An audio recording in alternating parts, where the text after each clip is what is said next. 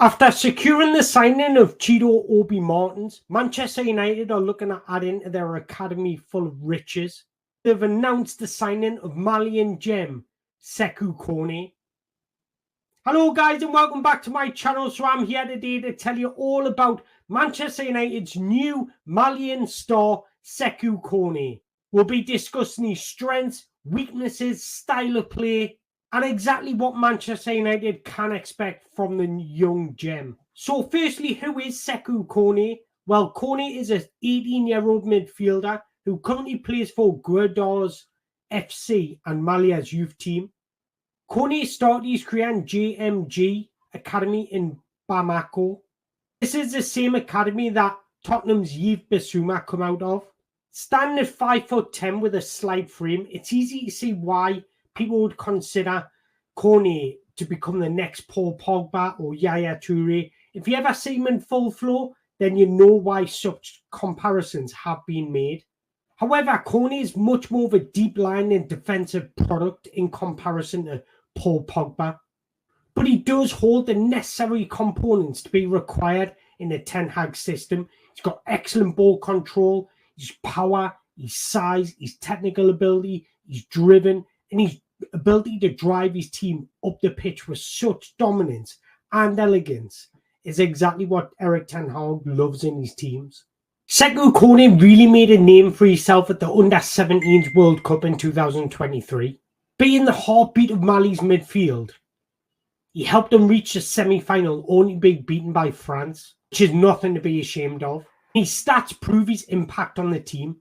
He's an extremely well-rounded facet. He finished with the most interceptions, most tackles, most long balls, and the highest pass accuracy rate in the Mali's team.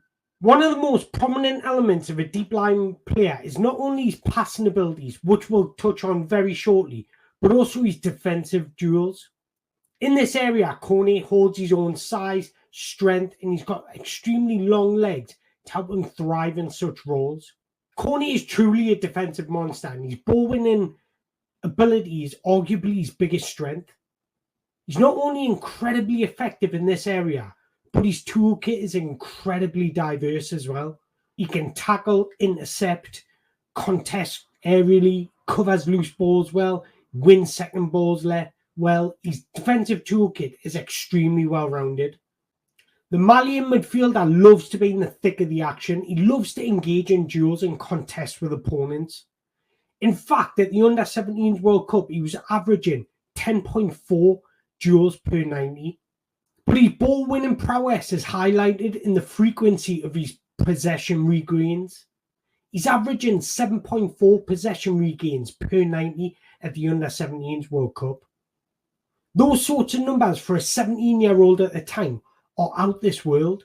His size, his stamina, and his raw athleticism give him a very big zonal control. His slim but muscular build give him a very big physical dominant presence. He times his tackles very well and uses an angle of approach to his advantage when winning the ball. As you can see from his heat map, he absolutely controls the central areas, both in his own half and the opposition half.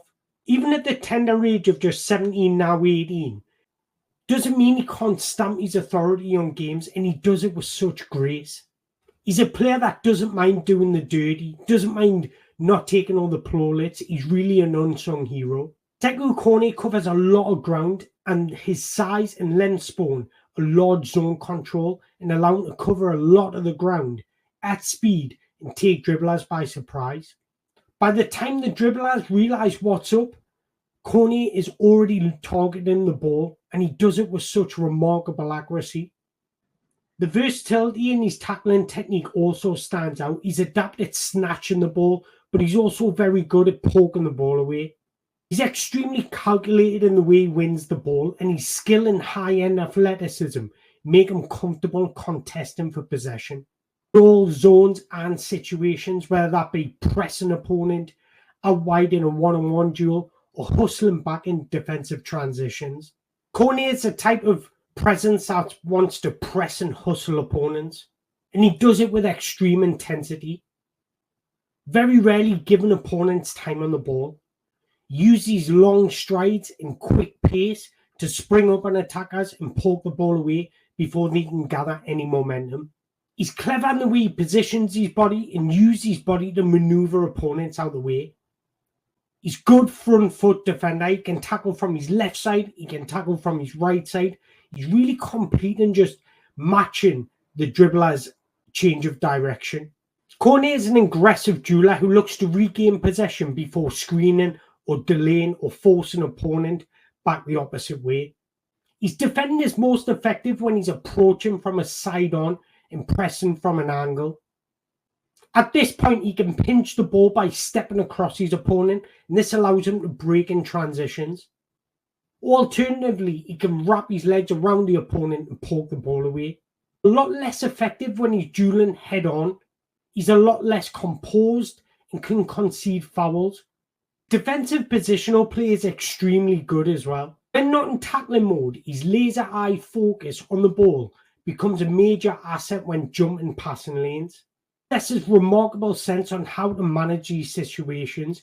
He's extremely effective in reading the passer's intentions, and this allows him to block out passing lanes effectively. His ability to anticipate and intercept balls coming into midfield is by far one of his biggest strengths. He's always incredibly alert and tentative to his situations. Another major aspect of his defensive situation is he's incredibly aware of the ball. He's always evaluating runners, and he's extremely quick to react to runners going in behind. This well-versed defensive toolkit is highlighted in these numbers. He was averaging 1.6 interceptions per game, 4.3 tackles per game, 7.6 ball recoveries per game, 1.4 clearances per game, and throughout the whole tournament, he didn't have one error leading to a shot or a goal. So what's he like in possession? Well, actually, if I'm comparing him to Casemiro, this is where Koné would offer the world of difference. Koné is an extremely adequate passer of the ball, and he showcased a range of variety in his repertoire. The beauty about Koné is he very rarely dallies in possession, taking that extra touch when it's not needed. And his passing game tends to be simple but extremely effective. The most attractive characteristics of his distribution is his vertical passing and his longer balls. His processing speeds on his defensive work clearly work on his offensive work too. He's very quick in spotting options between the lines and is equally as quick at hitting them. One of his specialities is his switches of play or his longer balls. In fact, he was averaging the most long balls in the Malian team at the Under-17s World Cup with 5 accurate long balls per 90. But on the odd occasion, he'll go for the brilliant through ball down the channel into a forward's run. His technique and his accuracy is extremely respectable, but what I like about him is he has the infinity for a little disguise passed around the corner. This allows him to slip teammates in on goal through tighter windows. When he does this, they tend to be more shorter ranges and more dynamic angles. So while he aids a massive presence in the heart midfield defensively, he also aids to his teams tremendously in controlling the games and switching the point of attacks. His youthful exuberance and elegance on the ball make him a joy and behold when he's in full flow. Another beauty of Koné's game is he's extremely comfortable on both feet. He's happy to play the ball off his left foot and his right foot. And another joy, his way to pass particularly stands out. He often finds the correct foot of a teammate so they can turn freely or continue the momentum of the attack. He's quite aggressive in his choices when he's playing the ball, but he looks to always gain valuable yards. When in the opposition's half, he's more focused on retaining the ball, but he also plays some long passes and hard passes from deep areas. He's technically excellent and extremely composed on the ball. This allows him to play one-touch, two-touch football. And he often does this when he's moving into the opposition half or further up the feet when he's feeling adventurous in the attacking third. So when he's higher up the pitch, he tends to play more combination plays. Short 1-2 give and goes around the opponents, and he's very good at moving into space that he's just created. This makes him an extremely effective transition player. Linking up defense from attack, he does it with ease and such elegance. This leads us nicely onto his nimble movements. When playing a higher role or he's moved into the attacking third, he makes such good use of front foot passes.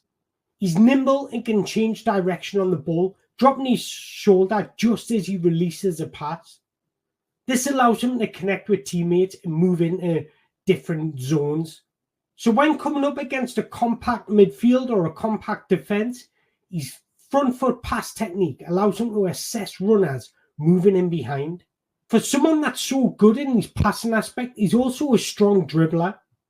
What I've noticed is his safe side turning is particularly strong. He waits for opponent to commit before he drops his shoulder the other way, giving them less chance to win the ball on the press. This allows him to drive through midfield and disrupt the opposition's press. And he's got the ability to go both ways. Remember I said he was comfortable on either foot. This retains a crucial element of unpredictability. He's got a good turning circle and he makes the use of a drop and shoulder, knock and run, while holding off opponents with his upper body strength. So in congested areas, he can evade pressure with stubble jinxes and change of directions, but he's also got the ability to drive through larger spaces. He's got exceptional natural fitness, and this allows him to move into open spaces at ease. He's also strong aerially as well. He was averaging 2.3 aerial duels per 90, with a success rate of 73%.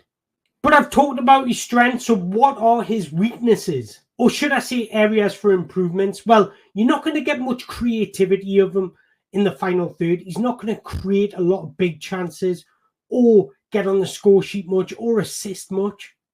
So maybe if he is stepping into those final third areas when Man United are dominating the ball, you just want a little bit more craftiness and creativity from him. Personally, I love his aggressive nature and the intensity he plays with, but at times he did overdo it.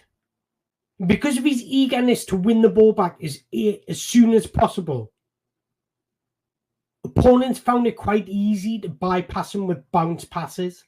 He's actually incredibly difficult to dribble past, but if he was outnumbered by a couple of opponents because he wasn't intelligently pressing, they would often use 1-2 touches to move around him. So he just needs to have more trust in his judgment of when the triggers of pressing happen and when just to keep his shape. And then finally, especially when receiving from his defenders, he can struggle with what appears to be basic backwards passes. Either lacks accuracy or weighting of the pass. Sometimes he's too blasé about it. There's an art of forming a quickly returning the ball in narrow angles, requiring precise body shape and excellent touch, and the Mali midfielder has not quite mastered it. What he does possess is what I mentioned earlier, a nice turning circle. He always has a desire to turn and face the play whenever possible. So this ability to actively seek possession and recycle the ball in his first touch when he's facing his own goal would kick his game to another level. But personally, I think Manchester United have landed on a true gem. He's the heartbeat of the midfield. He's the player that allows others to express themselves. Every successful team needs a player like Sékou Koné. But don't forget, he's still only 18 years old, and these attributes that he possesses are extremely raw. He's not going to walk into Manchester United's first team at all.